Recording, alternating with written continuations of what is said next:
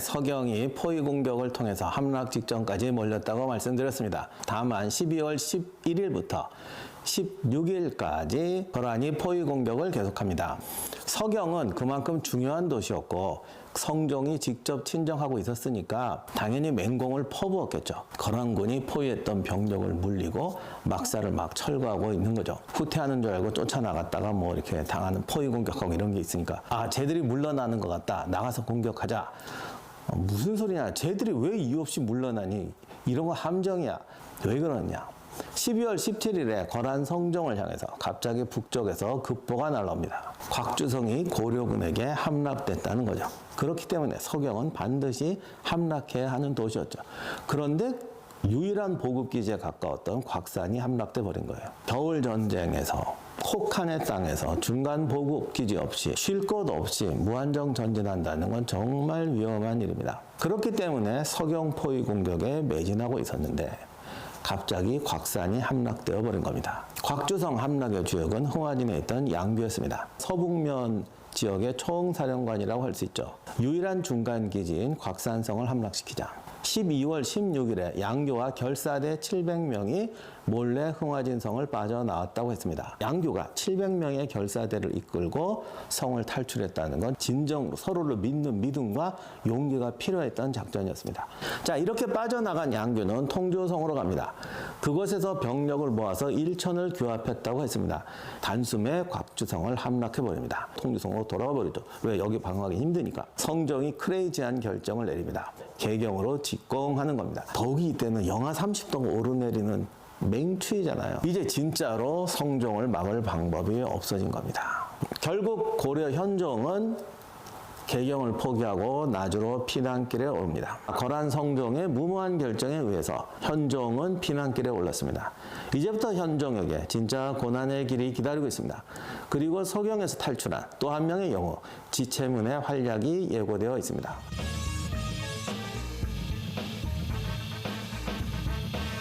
안녕하세요, 임영환입니다. 오늘은 거란전쟁에서 가장 제가 드라마로 만든다고 하면 가장 신경 썼을 드라마틱한 장면입니다. 그러니까 거란전쟁의 매력 포인트가 여러 개가 있는데 전쟁 씬이라고 하면 뭐 통주전투나 귀주전투, 서경 공방전 뭐 하여간 다이나믹한 전투들이 다 있고 드라마로 한다고 하면 또 이게 드라마 중에서도 이제 멜로드라마, 러브스토리 들어갈 또 포인트 몇 개 있고 그 다음에 이제 무협지 전쟁 사극하고 무협지는 또 다른데 무협지 구조가 있는 데가 바로 이 파트인 것 같아요. 바로 그러한 얘기가 펼쳐지는 얘기가 현종의 피난 그리고 거기서 나타나는 지체문의 활약입니다. 지체문은 이미 활약을 했습니다. 동북면에서 서경으로 와서 항복하려는 서경 주민들을 붙들고 서경 공방전을 이끌어냈습니다. 탁사정의 주력이 오자 임원역 전투, 마탄역 전투에서 선봉으로 참전해서 승리를 이끌었어요. 그런데 마탄 전투 후반에 고려군이 그만 역전패를 하죠. 그러자 탁사정은 잔꾀를 부려서 도주합니다. 이때 동문으로 나간 대도수는 항복하고 서문으로 나간 탁사정은 도주했습니다. 그러면 그때 지체문은 어떻게 됐느냐? 이게 정확치는 않은데 서문으로 고려 정규군이 나갔단 말이에요. 그러면 탁사정이 모든 정규군 부대 장수들한테 나 튄다. 이러고 말하고 튀었겠냐고. 그러면 또 그 사람들이 또 가만히 있냐고. 그래서 아마도 탁사정이 혼자 자기 부대를 끌고 튄 것 같아요. 그러니까 남은 장수들은 정말 오고 갈 데 없게 되죠. 당황하게 되고. 고려사에서는 이걸 한 줄로 여러 장수들이 뿔뿔이 흩어졌다라고 했습니다. 아마 어떻게든 각자 도생하고 뚫고 나갔던 모양입니다. 이때 지체문도 할 수 없이 서경을 포기하고 탈출했고 이렇게 되면 어쨌든 책임을 져야 되는데 지체문도 위험했고 서경이 함락됐다고 지체문이 보고하자 놀란 대신들이 모두가 항복하자고 합니다. 이때 최수종 씨 강감천이 나서서 유일하게 이게 중요해요. 피난하라고 합니다. 왕이 일단 피난하고 잡히지 않는다면 그동안에 거란군을 막거나 어떻게 할 수 있다. 아마 강감찬은 거란군이 장기주둔 할 수 없다는 생각을 했던 것 같습니다. 이렇게 돼서 현종이 피난하게 되는데 문제는 얼마나 호위병을 데리고 갈 거냐. 이게 좀 이상하긴 한데 현종이 개경에서 탈출할 때 금군 50명을 데려갑니다. 금군이니까 50명이면 작은 숫자는 아니에요. 이게 전쟁을 치를 수는 없는 숫자지만 이 정도면 일반 백성들은 일당 100까지는 되는 병사들이에요. 그러니까 웬만한 군연에 가서는 다 웬만하면 해결할 수 있습니다. 그래도 너무 적죠. 그럼 정말 병력이 이렇게 없느냐? 그렇지는 않을 것 같은데 제 생각에는 병력을 끌어모으려면 또 대장들 데리고 가야 되는데 이때 고려군의 군대라는 건 다 자기 휘하란 말이에요. 그럼 누굴 데려가? 누굴 믿고 데려가? 밖에 나가면 더 위험하죠. 이렇게 되니까 지체문을 여기서 일단 어떤 사연인지 모르지만 지체문을 대장 삼아서 그를 경호실장 삼아서 데리고 나갔다는 것은 지체문을 믿었다는 거죠. 동시에 이 사람 말고는 믿을 사람이 없다는 거죠. 이렇게 돼서 현종의 피난 행렬이 굉장히 단촐해진 것 같습니다.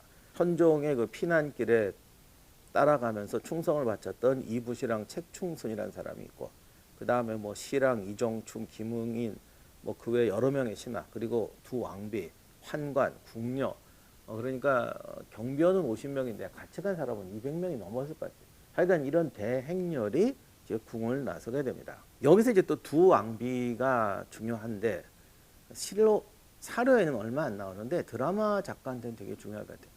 야, 이게 이번에 거란전쟁 너무 짧은 것 같아. 이것만 갖고도 몇십 회 날 것 같은데 현종에게 두 왕비가 있었는데 김씨와 채치입니다.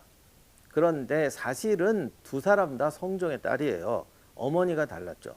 그럼 왕씨야지 왜 김씨냐? 이게 고려 왕실에서는 근친혼이 유행했는데 이게 뭐 왕씨 부인 이러면 좀 골치 아프잖아요. 그래서 고려는 왕건 때부터 희한한 방법을 쓰는데 이 왕비가 되는 사람들은 그냥 엄마 성을 따라요. 그래서 황보씨, 뭐 최씨 이러는데 다 아버지 왕씨예요. 이렇게 돼서 김씨 부인, 최씨 부인이라고 이렇게 구색을 맞춥니다. 근데 현종이 뭐 강조의 쿠데타 때문에 왕이 됐으니까 실제로 두 사람이 결혼한 지는 1년밖에 안 됐습니다. 아무튼 이렇게 돼서 왕의 피난 행렬이 밖으로 나갑니다. 조선시대 같으면 50명 데리고 가도 아무 문제 없습니다. 그런데 이 고려 전기만 해도 우리가 그 왕자의 게임은 좀 그렇고 요즘은 그런 영화 거의 없는데 중세 서양의 봉건 시대 비슷해가지고 어느 지역에 들어갈 때마다 이 사람들이 충성을 하긴 하는데 그거는 저 사람이 내 궁궐에 와 있을 때 충성하는 거고 내가 저 동네에 갔을 때는 그냥 계기예요. 그러니까 이게 무슨 일을 당할지 몰라요. 이렇게 되니까 이제 험난한 피난길이 예고되어 있습니다. 현종의 피난 상황에 대해서 제가 썼던 내용을 한번 읽어보도록 하겠습니다. 강조의 패배는 정치적으로도 묘한 상황을 불러왔다. 지체문은 현종이 강조를 좋아하지 않는 사실을 알고 있었다. 그러나 어찌되었든 강조는 현종을 국왕으로 옹립한 인물이었고 실질적인 후견인이었다. 강조의 죽음으로 현종은 강조로부터 벗어날 기회를 얻었지만 동시에 그의 왕위를 지탱해 주던 힘도 같이 사라졌다. 거기다가 수도마저 버린 자신들은 이제 일개 피난민의 행렬에 불과했다. 누가 스스로 왕이 되겠다고 나설지 누가 배신을 할지 알 수 없는 상황이었다. 거란군의 추격도 보이지 않는 위험이었다. 그들은 맹렬한 속도로 내려오고 있었지만 거란군의 동향에 대한 첩보는 끊긴 지 오래였다. 왕비와 시녀까지 데리고 가는 피난 행렬은 느릿느릿했다. 지체문은 서경에서 거란군의 속도와 왕성한 활동력을 이미 체험한 바 있었다. 언제 거란군의 기마가 불쑥 나타나 행렬의 뒤를 덮칠지 알 수 없는 상황이었다. 마을이 점점 가까워져 오고 있었다. 팽팽한 긴장감과 불안감이 함께 엄습해왔다. 그렇게 그들은 미지의 운명 속으로 걸어 들어갔다. 서기 1110년 11월 거란과의 전쟁이 시작된 지 17년째가 되는 해였다. 개성을 벗어나면 가장 먼저 난관이 임진강을 건너는 겁니다. 현종 일행은 임진강을 건너서 적성현의 단조역이라는 곳에 도착합니다. 그러니까 적성현으로 간 거 봐서는 그 유명한 임진강 여울목엔 호로구르성 앞으로 건너갔던 것 같아요. 이렇게 단조역에 도착했더니 군졸과 단조역 사람들이 왕의 행차를 공격하기 시작합니다. 지체문은 활을 쏘며 싸워서 격퇴했다고 했습니다. 이제부터 나주까지 가는 길에 배신과 음모, 전투로 범벅이 된 피난길이 시작이 됩니다. 그 다음에 도착한 곳은 창화현이었어요. 지금의 서울 도봉구 지역입니다. 이곳에 오니까 이 지역의 어떤 향리가 자기를 압니까? 뭐 이렇게 하고 접근을 합니다. 근데 이게 자세한 설명이 없어서 그런데 아마 제가 봐서는 이런 것 같아요. 그러니까 왕의 피난길이 왔어요. 그러니까 이 지역에는 어떤 향리가 이제 자기가 뭐 병사도 있고 뭐 재물도 있을 거 아닙니까? 그래서 와서 청합니까? 다시 말하면 제가 이제 왕을 도와드릴 테니까 저를 기억하시고 좀 이렇게 넣어주십시오. 뭐 이런 뜻이었던 것 같아요. 그런데 현종도 산전수전 많이 겪은 사람이고 뭐 이렇게 보니까 얘 도저히 믿을 수가 없는 것 같아. 그래서 아니야, 그냥 우리 갈게, 이렇게 한 모양이에요. 그러자 얘가 본색을 드러냅니다. 바로 사람들을 이끌고 공격을 시작합니다. 또 유언묘를 퍼뜨립니다. 아마 그런데 얘도 전령이 좀 약했던 모양이니까 계략을 씁니다. 그 하공진이 군사를 데리고 현종을 추격해 오고 있다고 말합니다. 하공진이라는 사람은 누구냐면 원래 목종의 경호실장이었어요. 근데 강조가 쿠데타를 하니까 강조 편에 붙습니다. 그런 하공진이 내려온다는 거는 현종으로서 보는 위기죠. 그리고 경호실장까지 했으니까 뭐 하공진도 보통 내기는 아니었을 거 아니에요. 그리고 이렇게 되면 이제 경호하던 군사들이 겁먹는 거죠. 금군이라면 하공진의 실력을 누구보다 잘 알지 않겠습니까? 어쩌면 지체문보다 뛰어난 무장이었을 수도 있죠. 적어도 이거에서는. 그러자 밤에 그 무리들이 하공진의 군사인 척하고 공격해 옵니다. 놀란 환관과 시녀들도 다 도망가고 겨우 시녀 2명과 승지 1명만 남았다고 합니다. 그런데 그 와중에 지체문이 병사를 데리고 밤새도록 전투를 합니다. 그래도 전투에 자신이 없으니까 새벽에 없는 병력을 둘러 나눠서 왕은 이쪽으로, 왕비는 저쪽으로 흩어져서 달아납니다. 어떻게 보면 치사하게 왕비를 미끼로 쓰는 건데 요즘은 이런 장면 나오면 못 만들었을 것 같아요. 요즘에 이런, 아니 뭐 작가님의 역량이지만 이걸 그냥 이렇게 만들었다면 요즘 같은 큰일 날 것 같은데. 그리고 이제 현종은 도봉사로 들어갑니다. 이게 지금 북한산에 있는 도봉사인지는 모르겠지만 도봉사가 오래된 절이니까 거길 수도 있겠죠.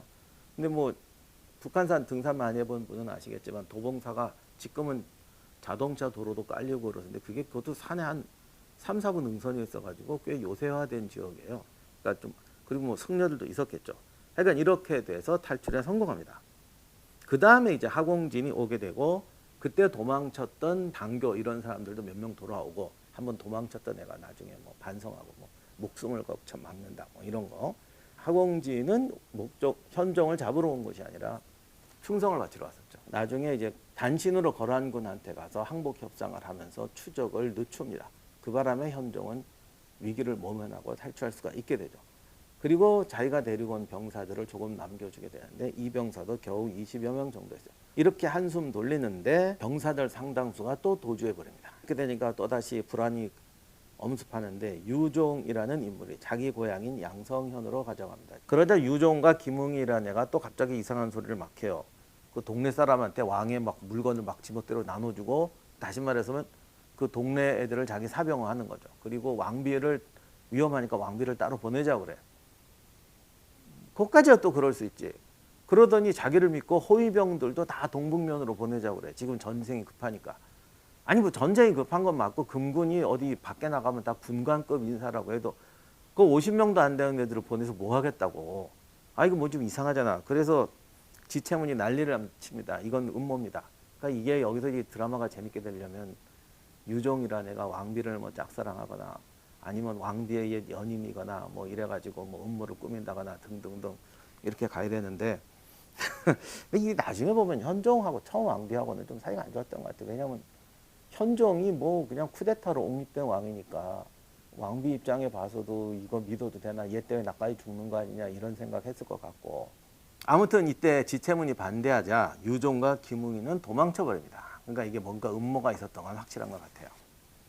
이렇게 내려오다가 나중에 현종이 우겨서 고향인 선산으로 첫 번째 왕비였던 현덕왕후를 보내버립니다. 지체문이 이것도 반대하는데 임산부를 데리고 갈 수 없다. 이게 진짜 이유인지 모르겠지만 하여간 그렇게 현덕왕후로 보내버립니다. 어쩌면 얘도 위험해. 얘가 지금 아이를 가졌으니까 날조이고 아들을 왕으로 세울 줄 몰라. 아 근데 이때는 진짜 그런 생각도 할 만한 시대예요. 그런 생각도 했을 줄 모르죠. 하여간 이렇게 해서 이제 어떻게 빠져나가는데 나갈 때마다 점점 이제 인력은 떨어져 나가고 왕비가 떠났으니 시녀 2명 남았던 애도 2명은 같이 갔을 거고, 현종은 그래도 궁에서 자라지 않고 절에서 자랐으니까 자기 손으로 세수는 하겠지만 이 조선시대 왕 같으면 이거 시녀 없으면 세수도 못해요. 나이가 뭐 이렇게 오는데 굶주리고 비 맞고 난리가 났는데 이제 공주에 도착했더니 공주절도사 김은부가 이제 영접을 하고 양식도 주고 환대를 합니다. 근데 여기서 이제 함정인데, 그럼 이렇게 김은부를 만났고 명색이 공주절도사잖아요. 절도사면 원래 군권을 가진 사람이거든요. 그러면 김은부가 호위해서 나주까지 간다 뭐 이러면 되는데, 김은부도 잘 접대하고 안녕히 가세요 그래요. 그래서 다시 이제 고난의 길로 나갑니다. 조선시대 향례하고 고려시대 향례는 격이 달라요. 급이 다르고. 그러니까 조선시대는 군현에 수령이 가면 군사권도 가지고 다 가지는데, 그 군사들이 다 이론적으로 개편된 군대가 아닙니다. 어디 뭐 특전사도 있고 청와대 경호실도 있고 뭐 예비군도 있고 일군단도 있고 뭐 경찰도 있고 막 이래요. 그러니까 이 사람들이 자신의 독자적인 지휘체제가 없습니다. 그런데 고려는 가면은 상층부 군대까지도 전부 자기들이 중대장, 소대장, 하사관 다 있단 말이에요.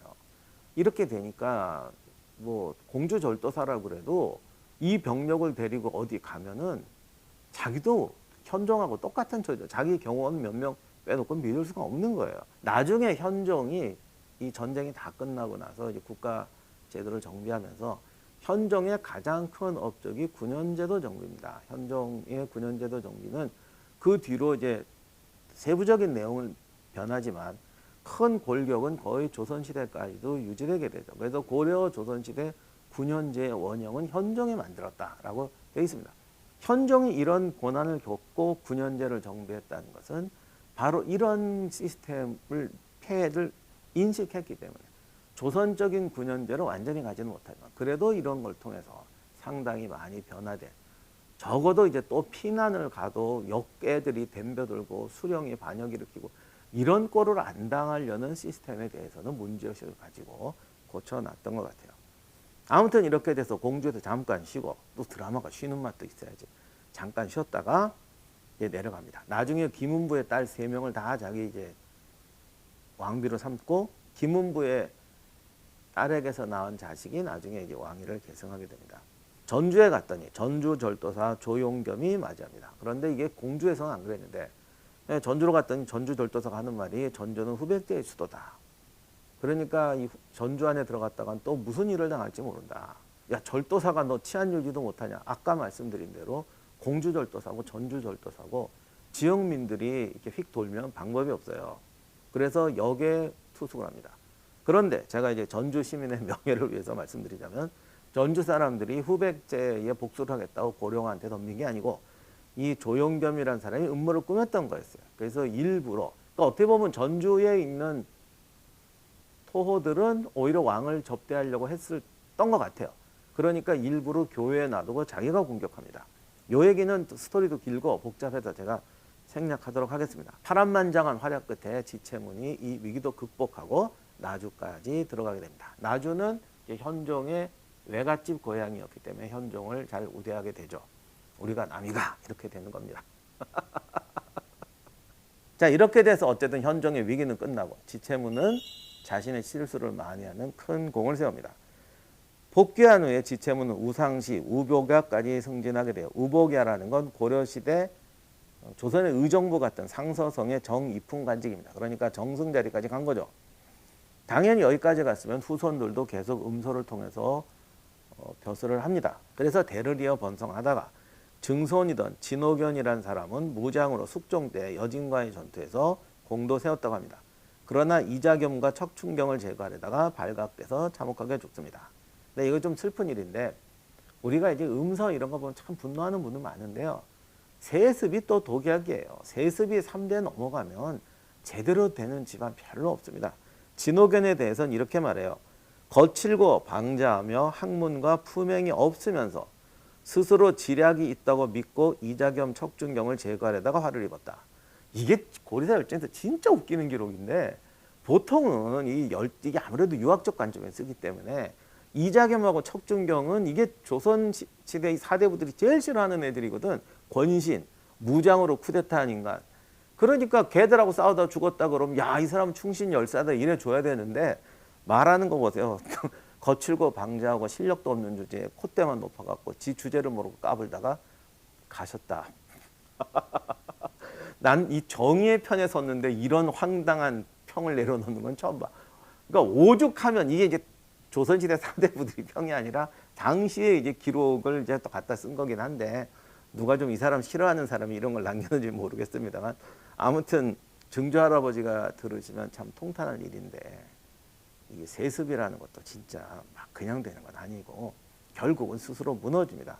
근데 이때 척준경하고 이자겸한테 제거되고 뭐 가족들은 노비로 팔려가고 그러는데 또 이자겸하고 척준경이 제거된 다음엔 또 복직을 해요. 그래서 아들은 또 다시 벼슬을 하는데 이 아들이 지지용, 그러니까 5대 손이 지지용이라는 사람인데 이 사람도 역모를 꾸미다가 죽습니다. 근데 이게 정말 야 이것도 진짜 확대하면 드라마에 나올 얘기인데 우리나라 역사에 없는 희한한 얘기예요. 이게 당시는 거란 전쟁에 승리는 했지만 거란하고 이제 외교적으로는 이제 뭐 황제로 대우하고 또 얼러서 보내야 될 거 아니야. 이렇게 되니까 거란을 이제 병자호란 끝나고 이제 후금 청나라를 이렇게 하듯이 하고 송나라하고는 이제 멀어졌죠. 개봉이 함락되고 이제 남쪽으로 내려가서 남성이 되어 있었습니다. 근데 이 지지용이라는 사람이 아 이거 거란 오랑캐한테 우리가 이렇게 복속해야 되냐. 그래서 남성과 관계를 이렇게 해야 된다. 뭐 그러다가 이게 또 오버돼 갖고 우리가 남성의 지배를 받아야 된다. 뭐 이랬대. 그래서 지도를 송나라 상인을 통해서 남성에게 전해줬다가 이제 그런 반역 음모로 죽습니다. 이게 지도를 줬다고 반역 음모, 이게 물론 옛날 지도 준다는 자체가 이게 참 그 지금처럼 5만 분의 1 지도 주는 거하고는 다른 얘기긴 합니다만 그래도 이것도 좀 수상하긴 수상해요. 도대체 어떻게 되는지 모르겠어요. 근데 좌우간 이 죄목이 진짜든 가짜든 뭐 미움을 받아서 역모로 처형했다 정도로 알 수는 있겠죠. 근데 이렇게 되니까 아마 가문이 급속도로 쇠퇴했던 것 같습니다. 어쨌든 지체문은 그 옛날 모래시계 이정재처럼 현종에 충성을 바치면서 위기에서 현종을 구하고 정말 무협지 같은 맹활약을 펼치는 고려 조선 역사를 통해서 참 보기 드문 활약을 펼치는 주인공으로 역사의 길이 남게 됩니다.